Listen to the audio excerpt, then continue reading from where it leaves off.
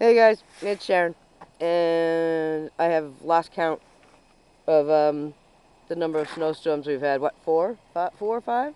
Five. That's my neighbor. Hi. He's got an interview today, lucky son of a bitch. So that's our front yard.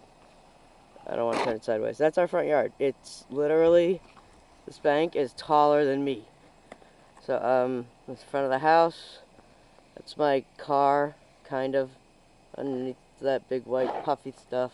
My car is a big white puffy thing too. So there's the back steps, neighbors, front of the car, neighbor, massive snowbank, front yard, and LoJack has wrapped himself around me now. I am standing caught up in his leash. So hope everybody is well and warm in Florida. Get a nice tan, go to the pool. I'll see you guys soon. Love you. Bye.